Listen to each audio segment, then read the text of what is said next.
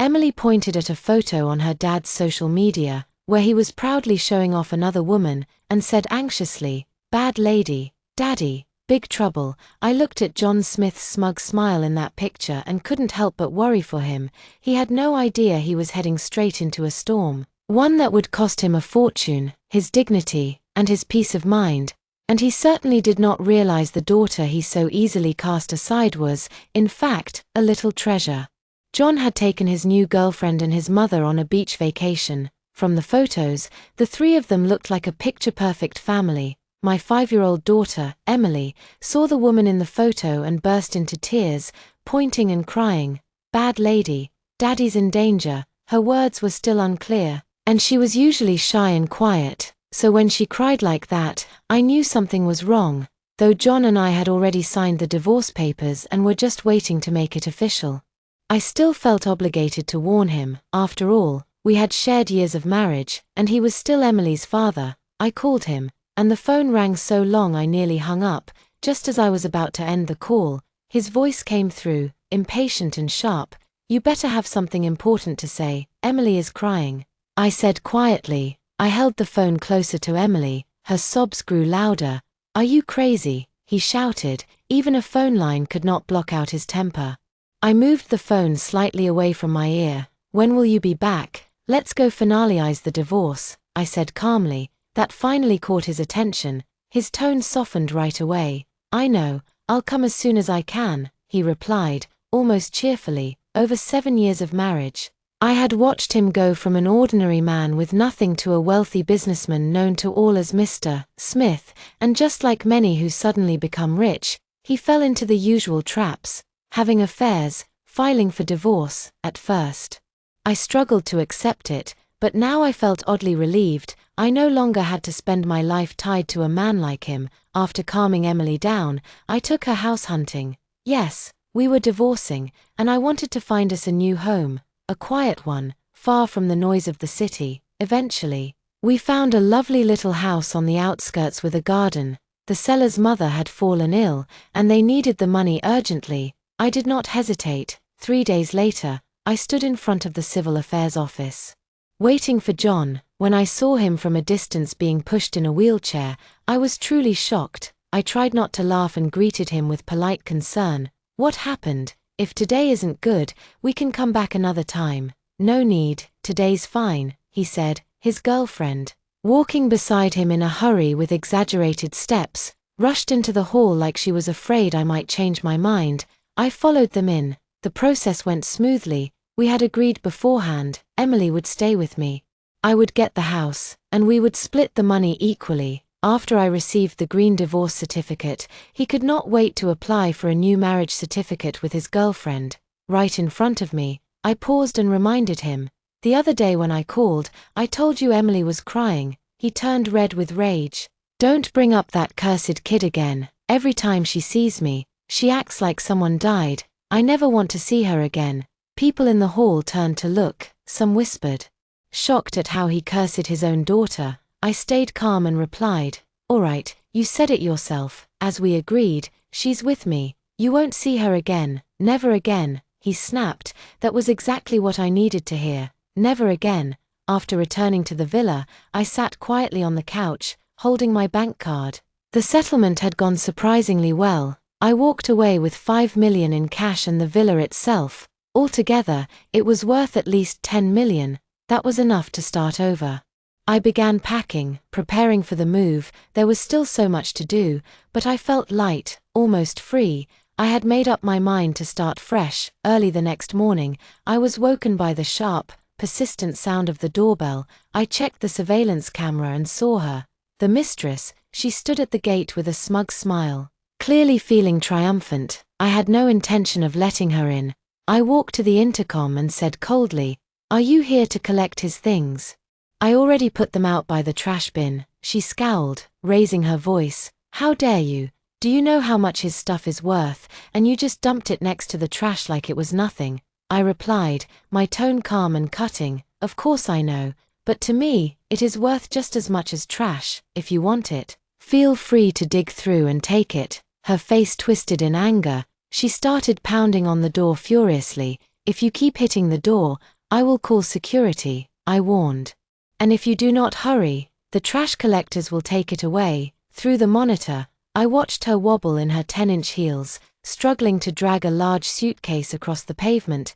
I could not help but laugh. In the end, she still looked like someone rummaging through the garbage. Later that day, I took my daughter Emily and used part of the money to pay for our new home. It needed some basic renovations before we could move in, so we would stay at the villa for a while longer. I did not want all that money sitting idle. I planned to invest in a small shop, something stable that could support Emily and me. When I visited a promising commercial building, I saw a crowd lining up to buy. The summer heat was stifling, and the noise overwhelming. Emily, still so little, began to cry. I had no choice but to give up and take her home to rest. Watching her sleep so peacefully, I could not help but remember the hardships I endured while carrying her. John and I married late. His mother was eager for a grandchild and started pressuring us right after the wedding. 3 months later, we went to the hospital for a checkup. The doctor said John had low sperm count and that conceiving would be difficult. I looked at John and said gently, "It's all right, if we cannot have children, we can still live happily, just the two of us." I never told his mother the results. John was moved. He held my hand and said, "Jessica, I promise I will give you a good life." He meant it, too. John was a simple, hard-working man from the countryside. He had grit and determination. After my parents passed, I used the property they left me to invest in him. He leased 1,000 acres of land and began growing medicinal herbs. A year later, our fortunes turned around, and we found ourselves among the wealthy. Then, as if heaven had smiled on us, I became pregnant. I cried tears of joy. I believed it was the beginning of a beautiful chapter. It felt like our child brought luck with her. We waited for her arrival with love and hope, but everything changed the moment Emily was born. John's mother took one look at the baby, saw it was a girl, and walked out without a word. John tried to comfort me. "It's all right," he said. "Once she grows up, Grandma will come around." I did not mind too much. I had always been an independent woman and never counted on anyone else. As long as John loved our daughter, that was enough. But during my postpartum recovery, I noticed he was distant with Emily. I brushed it off, thinking he was just clumsy with babies. In truth, investing in land was a gamble. Success depended on weather, market demand, and a bit of luck. Some years brought great profit, other years, disaster. The more we invested, the higher the risk. I tried to suggest he diversify, not put all his money in one place, but he refused to listen. When Emily was just 1 year old, she had not yet learned to walk and clung to me constantly. That day, when John came home, I could tell something was wrong. He looked upset, tossed his jacket carelessly over the back of the couch, and lay down without saying a word. I held Emily in my arms, trying to comfort her, but she kept crying for reasons I could not understand. It took a long while to settle her down. When she finally fell asleep, I gently laid her down beside John and went into the kitchen to prepare dinner. Suddenly, the phone rang. John got up to answer it. I could hear the tension in his voice as he spoke. The call ended with him shouting a curse and violently smashing his phone against the floor. The loud crash startled Emily awake. She burst into tears, terrified. By the time I rushed out from the kitchen, I saw him yelling at Emily, his voice sharp and full of anger. "What are you crying for, you little jinx?" he shouted. I quickly scooped Emily into my arms, my voice trembling with fury as I asked, "What is wrong with you?" To my horror, he yanked Emily from my arms and threw her forcefully onto the couch. In that moment, it felt like the air had been knocked out of my lungs. Emily lay there face down, motionless. I did not know if she was hurt or just too scared to move. My hands were shaking as I picked her up. Her little face was flushed red, and her lips quivered. It was not until I held her close and gently whispered to her that she let out a loud wail. My heart ached with each sob that escaped her tiny chest. That night marked the first serious argument John and I had since we got married. I held Emily tightly and refused to let her go, her small body curled up like a ball, her little hand clutching my collar as she whimpered softly in her sleep. John stood in front of me, apologizing again and again. He explained that the farmland he had invested in with a partner had been destroyed by a hailstorm. All the money he put in was gone, I had wanted to divorce him then. But after so many years of struggling together, now that life had finally started to improve, and with Emily still so little, I gave in to his pleading. I let my guard down.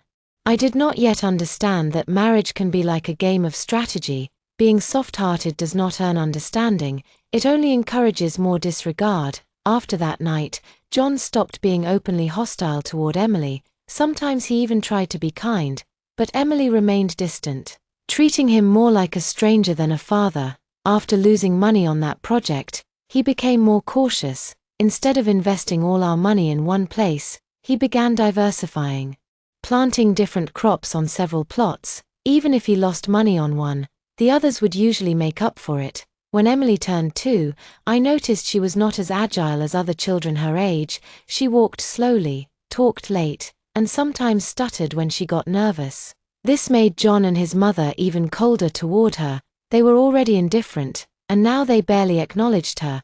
I took Emily to see a doctor. After some tests, the doctor said her intelligence was normal.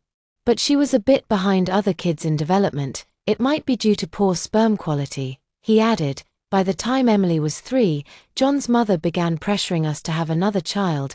I told John that, given his health issues, we were not suited to try for another baby. At the mention of his medical history, John's face darkened. He snapped, "So now you believe everything the doctor says. If you do not want another kid, stop making excuses." Emily heard our voices rising and began crying again, louder than before. Later that night, we heard terrible news. One of the workers on John's farm had his leg crushed by a machine and nearly bled to death. John had skipped buying insurance to save money, and now the worker's family was causing a huge uproar. John ended up paying a large settlement and was even summoned for a safety violation meeting. After that, he became even more reluctant to come home. He seemed to truly believe that Emily brought bad luck, but I began to notice something else. There was something special about Emily, something no one else could see. She was the daughter I risked everything to bring into this world, and I was determined to protect her with all I had, because what John never realized was that his own daughter was a treasure. After I divorced John, I spent a few quiet months sorting through the remains of our shared life, packing up the essentials from our new house. Then, with a clear heart, I moved out to start anew, even before the divorce was finalized. John had secretly purchased a larger, more luxurious villa right next to ours. He had not planned to tell me, but that evening, when he came home, our daughter Emily started crying again for no apparent reason. I sensed something was off. It was only when John answered a phone call that I learned the truth. A worker hired to install a crystal chandelier in his new home had fallen from a ladder and slipped into a coma. He became what the doctors called a permanent vegetative patient. No one had even moved in yet, and the place was already stained with tragedy. But his mother, a woman of stubborn spirit and no fear, insisted on living there regardless. I knew very well that the reason they bought that house was to provoke me, to make a statement. It was deliberate. Not wanting to have any more encounters with people I would rather never see again, I contacted a local agency and put our villa up for sale.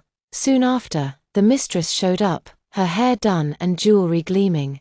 Looking every bit like a society lady, she walked in with a smile that did not reach her eyes. "I want to speak with you," she said. I barely lifted my eyelids as I replied, "What is it?" She did not bother with small talk. "I want to buy your villa," I answered simply. "Not for sale." She immediately grew agitated, stamping her foot and saying it would be more convenient for her to live there and care for John's mother. She even claimed John had grown used to this environment. I let her ramble on for a while, then slowly said, "6 million. The moment she heard the price, she grabbed her handbag and stormed out. I did not even bother to glance at her exaggerated swaying hips as I turned and walked away. But before I had gone far, I heard the sound of hurried footsteps behind me. In the end, she paid the full 6 million for the house. I nearly laughed out loud on my way home. Hugging Emily tightly, I kissed her little cheeks again and again. In our third-tier city, villas are not easy to sell. I had not expected to find a buyer so quickly. Of course, I knew she came not just to buy but to provoke me, to hint that John had far more money than what was officially split in the divorce. People often say a cunning rabbit has 3 burrows. I had no doubt John had hidden some of his assets, but I had taken only what was rightfully mine. Then again, who could say if he would be able to hold on to all of it in the end? 3 months later, Emily and I moved into our new home. We made it warm and cozy, a little haven filled with flowers and greenery. I returned to a hobby I had loved in my youth. Painting, back then, because of family circumstances. I had only studied teaching for the sake of employment. Now, with time and financial freedom, I could finally do what I truly enjoyed. Emily was a quiet child. Sometimes I would paint for hours, and she would sit beside me the entire time without fuss. One day, I handed her a brush without thinking, and she painted a sunflower that looked remarkably lifelike. It was then I realized, life, in its own way, is fair. When it closes one door, it often opens another. Knowing my own limitations, I sought out a well-respected art teacher in the area and arranged for private lessons for Emily. After just a few sessions, the teacher looked at me and said, "She has real talent." To the rest of the world, Emily might still seem like a slow, shy girl who struggled with speech, but in the eyes of her teacher, she was a shining star. A year later, the courtyard house I had purchased was marked for demolition. I had bought it for less than $1 million, but now it was valued at $2 million. And I was also compensated with 2 city apartments. Around the same time, I heard some disturbing news. I had once considered investing in a commercial property. It turned out the owner had run off, and the development was abandoned. Investors lost everything. I could not help but feel a chill of gratitude. It was Emily who had stopped me then, warning me in her quiet way. Sometimes, I think she can sense danger, especially when it concerns those she loves. I took the money I had received and moved with Emily to a more remote and peaceful place. There, I purchased a piece of land with a dream in mind. I wanted to build a joyful haven just for her. With care and determination, I hired a professional to design the estate. We planted a variety of crops, flowers, and trees, turning the land into a vibrant sanctuary. Back when I was with John, he had leased farmland. And through that experience, I met people who truly understood how to care for the earth. I reached out to those same people for help. After all, it is always best to let professionals handle what they do best. Emily changed in that place. She became brighter, more cheerful, more alive. One afternoon, I stood at the edge of a field filled with blossoms and watched Emily run through it. Laughing like a butterfly dancing among the petals, I suddenly found myself covering my mouth, tears spilling down my cheeks. The memory of a long-ago moment came flooding back. She was still very young then, and we had been traveling. We were rushing to catch a flight.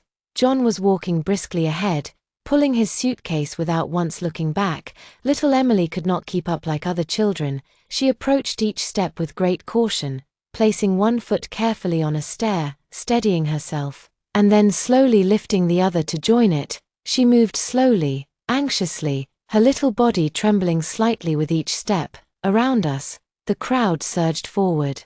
Everyone in a hurry. I feared someone might bump into her and cause her to fall. I held out my hands and said softly, "Let Mommy carry you." She shook her head and looked up at me, saying with quiet determination, "I can do it myself." I remember seeing tiny beads of sweat forming on the tip of her nose. Even at that age, she was trying so hard to prove herself, to be seen as capable. By that time, John had already reached the top of the stairs and turned around. He looked down at us, moving slowly like snails on the escalator, and his expression was full of impatience. I quickly stepped in front of Emily, shielding her from the look in his eyes. I picked her up gently, afraid she would see how annoyed her father was with her. From that day on, Emily never wanted to travel with him again. She had sensed it. She knew her father did not like her. That understanding had made her even more timid, more cautious. But now, watching her run toward me, arms outstretched, glowing in the sunlight with her damp hair clinging to her forehead,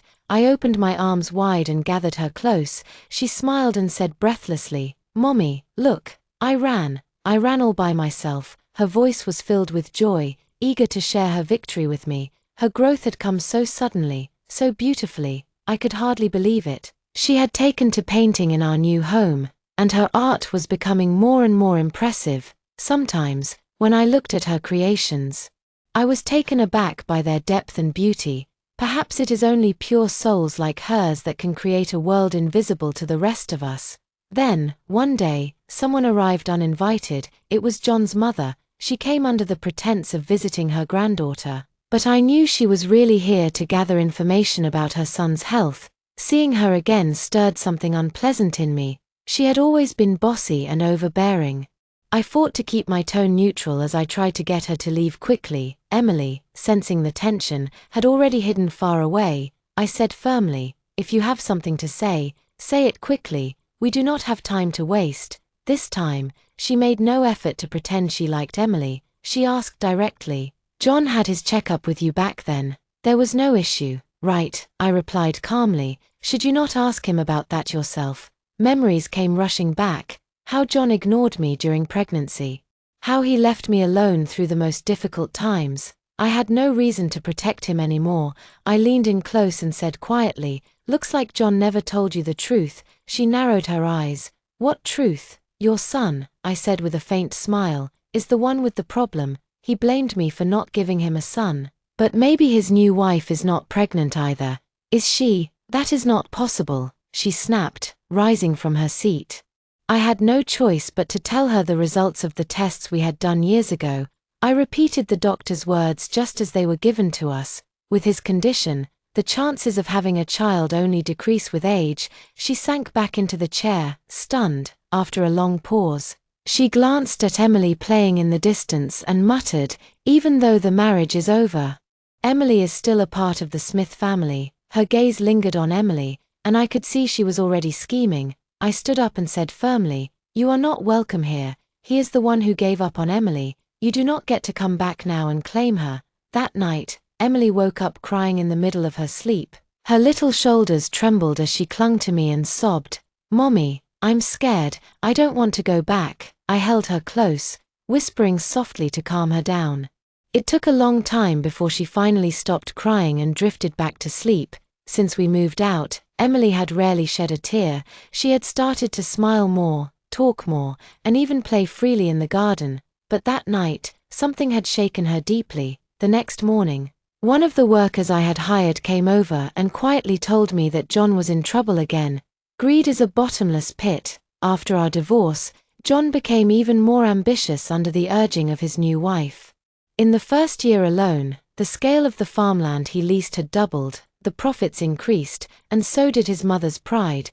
But while the money grew, the new wife's belly did not. John's mother, desperate for a grandchild, came storming to my house one day, demanding to know what was wrong, before she could hold a grandchild. Though her son was arrested, word spread quickly. Apparently, John had leased land that had already been contracted to someone else and used it to grow crops the government had prohibited.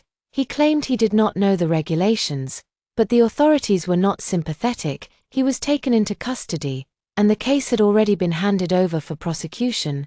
It had become quite a scene. Soon, his mother came knocking on my door again, crying and begging me to help. I told her honestly that I could not. I was just an ordinary woman who knew nothing about legal matters. What could I possibly do? People have to learn from their own mistakes. Wiping her tears, she looked around our small estate and pointed accusingly. "Look at this place. You and your daughter are living in comfort, all thanks to my son. If he had not given you that money, would you have any of this?" I smiled. What she said was only half true. What she forgot, or perhaps chose to ignore, was that I had invested everything I had to help John get started. I sold the assets my parents had left me and handed him his first capital. Without that, he would not have built anything. But some people do not want to hear reason. Some minds are impossible to change. Pain, I have learned, is often the best teacher. So I looked her in the eye and said calmly, "I have no money to give, I have no contacts to call.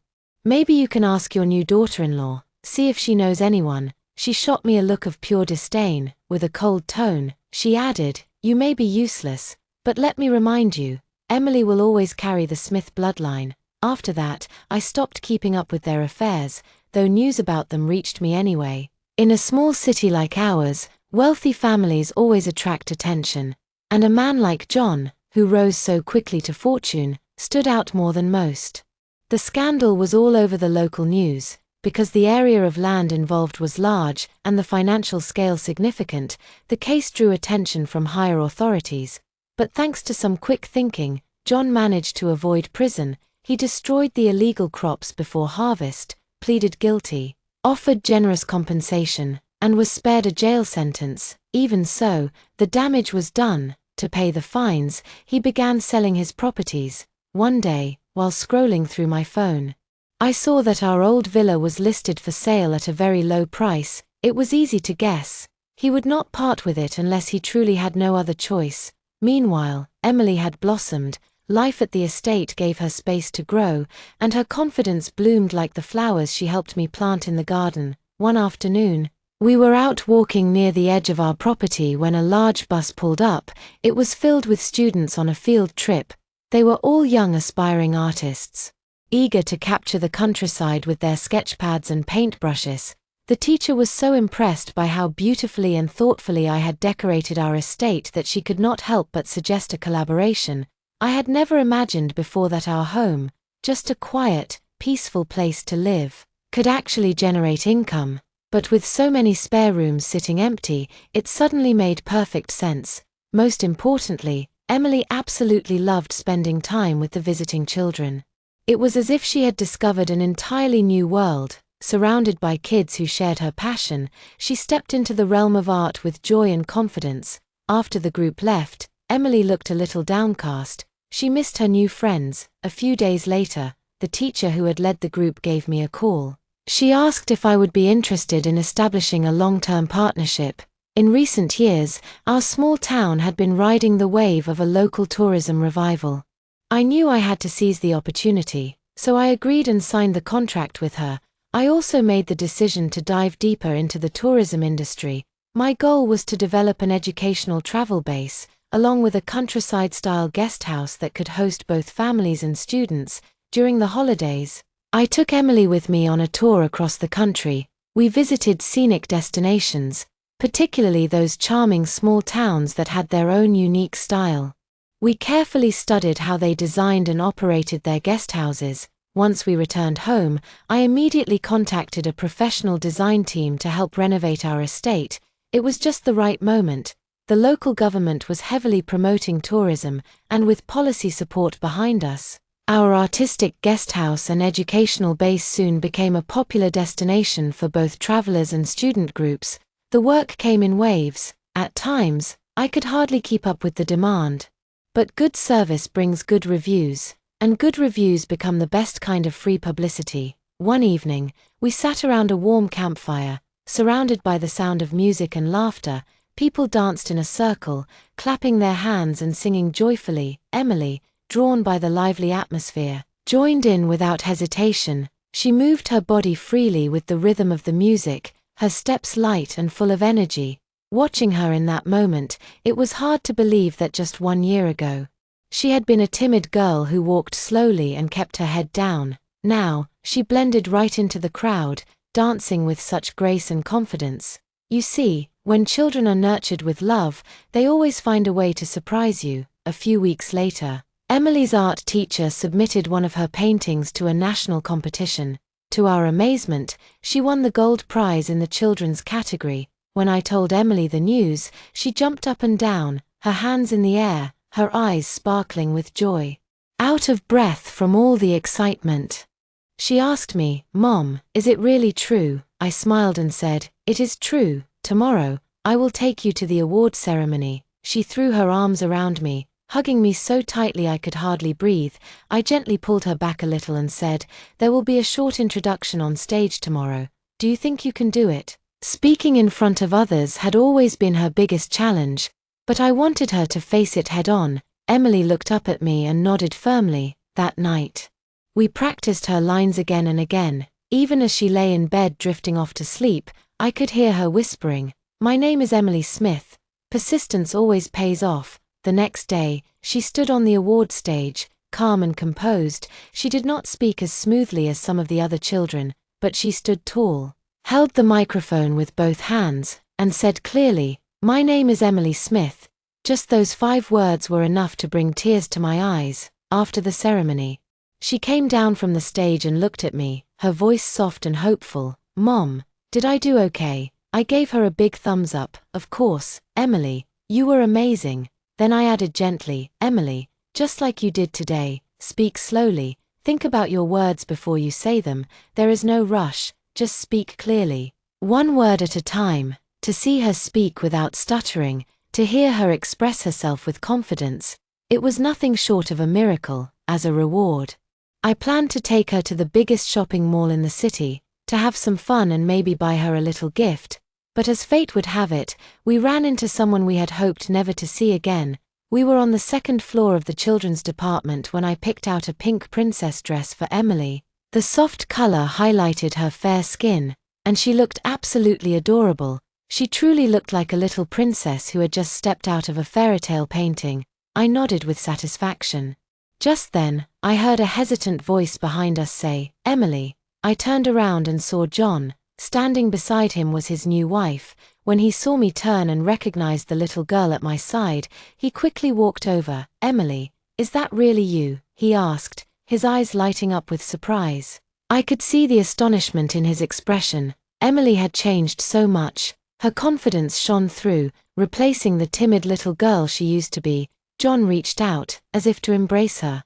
But Emily immediately dodged him and ran straight to my side. His hand froze awkwardly in midair. He scratched his nose and forced a laugh. "See, we have not seen each other in 2 years, and she is not used to me anymore." His wife stepped forward, deliberately resting her hand on her slightly rounded belly. She took John's arm and smiled sweetly. "So this is Emily. If you like something, I will buy it for you. Look, you are going to be a big sister soon." Emily's eyes widened in surprise as she glanced at the woman's stomach. John seemed to suddenly realize how this must look and tried to reach out to Emily again, but she quickly stepped behind me for protection. He looked visibly annoyed. "Come on, sweetie.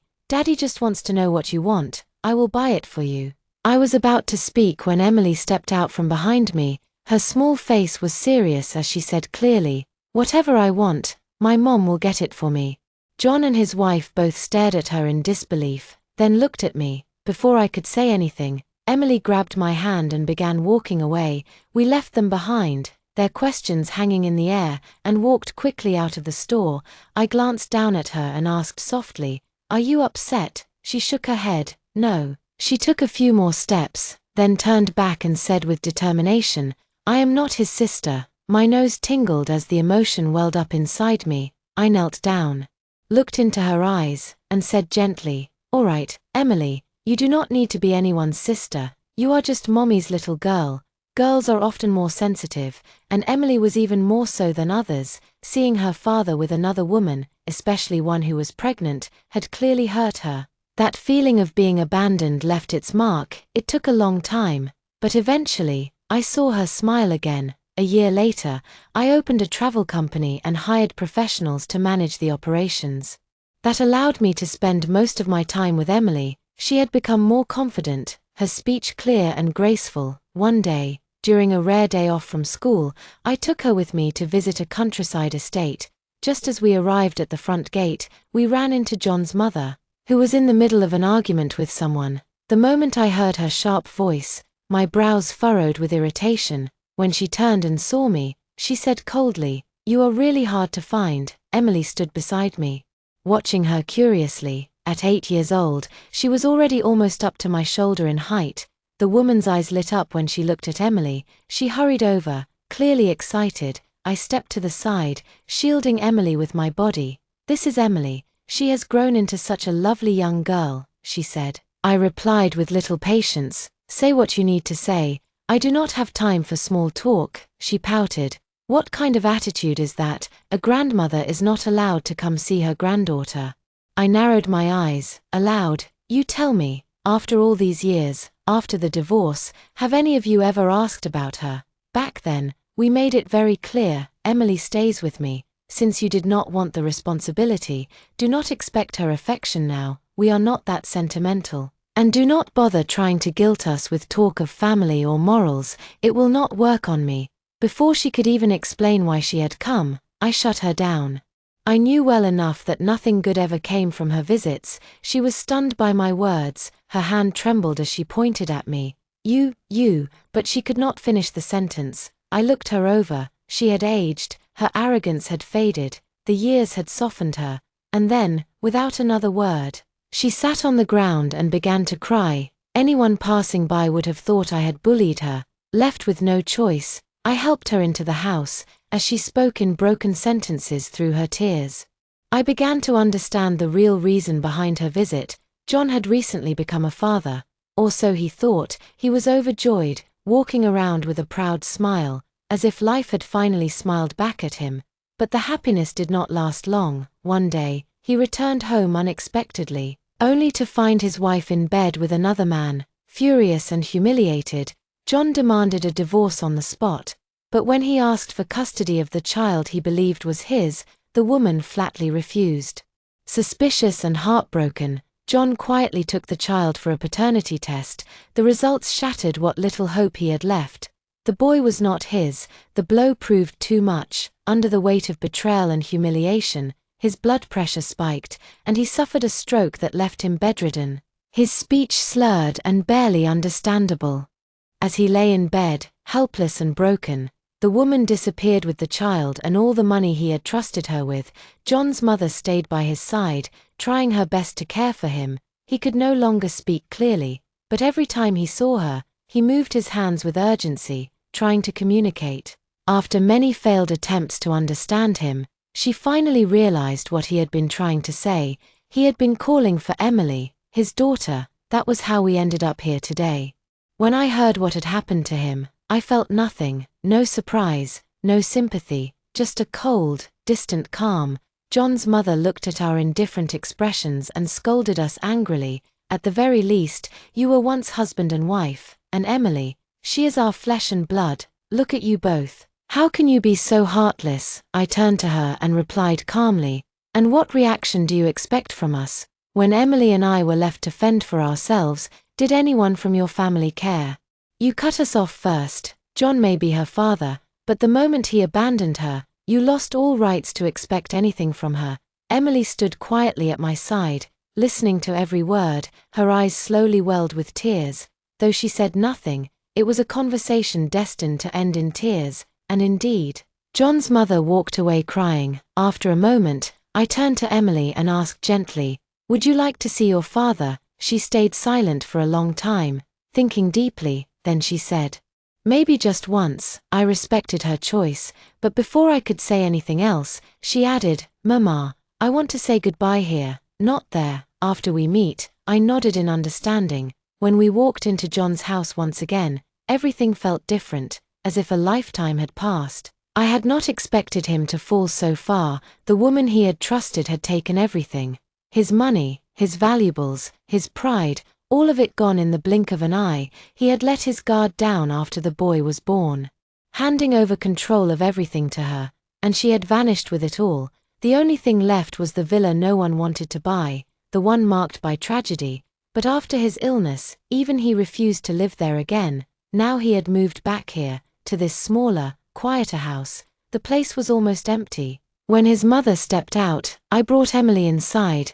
The man who had once been strong and full of energy now looked like a lifeless shell, a puppet drained of its strings. He lay in bed, pale and silent. Emily glanced at him and immediately covered her mouth, tears streaming down her cheeks. We walked to his bedside. When he saw us, something lit up in his eyes. He became visibly excited, murmuring incomprehensible words in a slurred, urgent voice. I waited a while, then leaned close and spoke softly, clearly. "John, this will be our last visit. You no longer need to hold on. From now on, pretend we never came. Let this be the end. We will never see each other again in this life."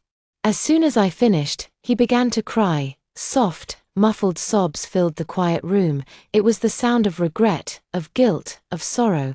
But whatever it was, it no longer had anything to do with us. I took Emily's hand, and we walked away, toward a new life. Her artwork soon caught people's attention. She began winning awards, one after another. Our journey was just beginning, and from here on out, it would only get better. Thank you for watching today's story. If you enjoyed this video, please give it a thumbs up and share it with your friends. We'd love to hear your thoughts in the comments below, so feel free to share your opinions. And don't forget to subscribe to our channel for more great stories. We'll see you in the next video.